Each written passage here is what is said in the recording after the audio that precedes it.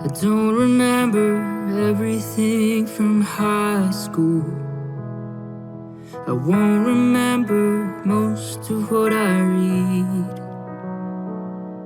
My memory's terrible, but I can promise you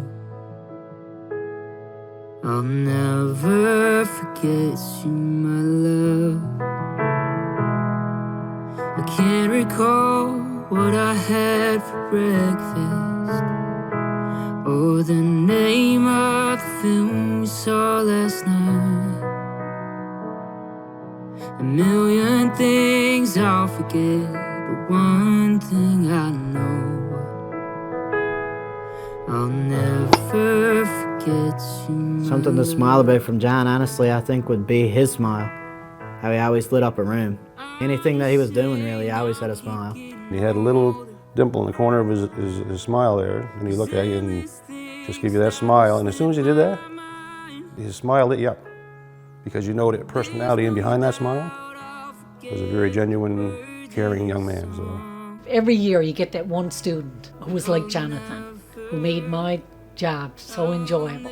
Jonathan could see if there was a classmate who needed help, or a student that was needed to be included. What you'd see in a 24-year-old, I saw in a 9-year-old. John got that there is a connection between people, and that you need to have that connection between people. And not just people that you think, you know, everyone. He was always looking for the odd man out to make them feel more comfortable. He just knew how to talk to people and make friends. He'd respect you if you were the CEO of a company, or if you were a homeless person on the side of the street, he'd talk to you the same. He treated people the way they should be treated. From the smile on his face, to the whistle, to the way he talked, it was special. Like, he changed a lot of lives, he affected a lot of people. The way he brought life into your life was one thing that I'll never forget. On my most darkest days, he could just look at you and you'd smile. He was another world that you could go to when your world was crumbling down. I'll never forget you, my love.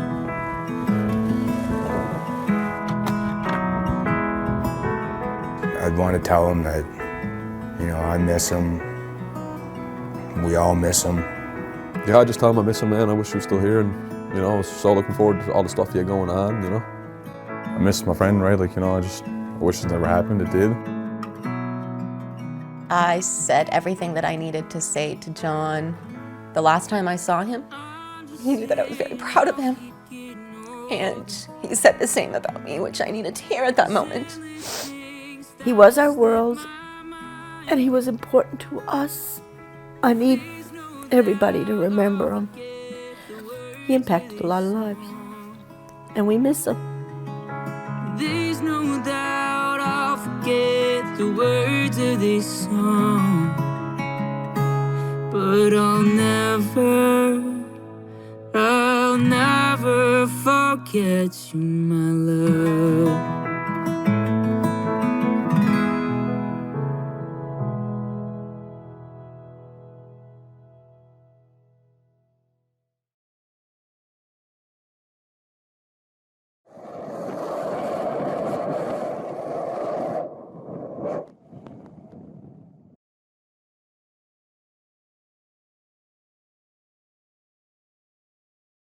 I personally found it to be hilarious, just like with his Newfoundland accent and some like Newfie slang that just I had never heard of, but he would drop it at the most random times, and it would just make the people around like laugh.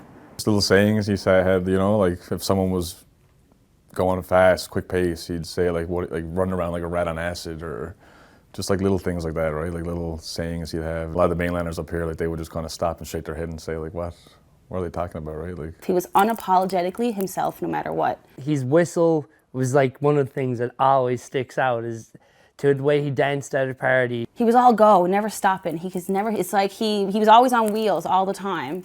And the only thing he really ever stopped for is maybe a beer at Liddy's, or, you know, a skateboard with the boys. I can only imagine what he's saying now, you know. And you boys, pick it up now, you'll be all right.